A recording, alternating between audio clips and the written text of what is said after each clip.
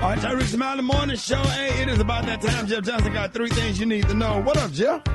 Man, what's up, Rick? Good morning, everybody. How y'all doing? Hey, good morning. What's up, Happy to have you. Man, I'm good to be with y'all. So listen, I know we regularly talk about this president of ours, not always because we want to, but sometimes because we have to. But, Rick, I think one of the biggest mistakes we can make in this moment is confusing voters with politicians. And what I'm seeing in this moment is really interesting to me. A lot of people look at Donald Trump and say his supporters don't care what he says. His supporters don't care about what controversy. They don't care what comes next.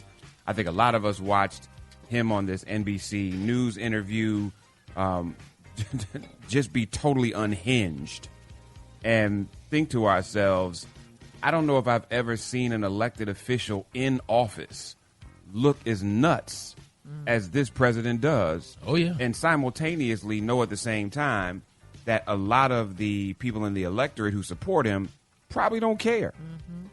But I don't know if the question right now is, do his supporters still love him?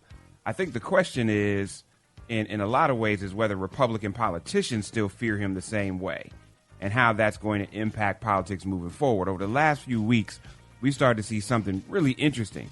Like, Republican members of Congress have begun pushing back on some of Trump's priorities. And not because they suddenly have become Democrats, not because they've had a change of heart, but because November is coming and many of them have to keep their jobs. I thought it was really interesting. Senator Mitch McConnell sharply criticized him over the $1.8 billion Department of Justice lawfare fund. He called the legislation descriptive anchor text, utterly stupid, is what he said, and morally wrong. McConnell told fellow Republicans that it was unacceptable to use taxpayer dollars to compensate individuals convicted of violent crimes. And that's coming from GOP leadership, Rick. So when you're running for office, loyalty matters, but survival matters too. And Trump has spent years being the unquestioned center of gravity in the Republican Party. If he wanted something, most people fell in line.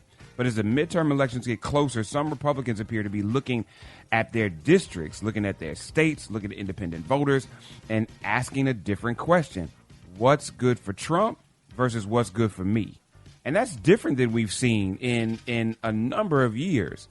And so that contentious NBC interview, regardless of what side you're on politically, it reminds people of something important. Donald Trump is still Donald Trump.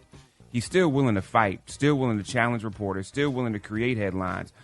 The question is whether every Republican candidate wants to spend the next 5 months defending those headlines.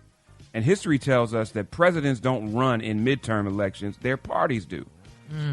And sometimes the biggest challenge a president faces isn't opposition from the other party. It's the quiet realization inside their own party that everybody's trying to save their own seat. That's where we are. And if people are paying attention, the story isn't whether Trump still controls the Republican base. The story is whether Republican politicians are beginning to believe they need something more than Trump to win in the next 5 months.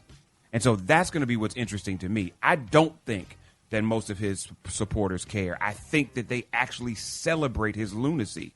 But there are Republicans that are like, damn it, I need to win this race. And I don't know if his coattails do that for me in the place that I'm in.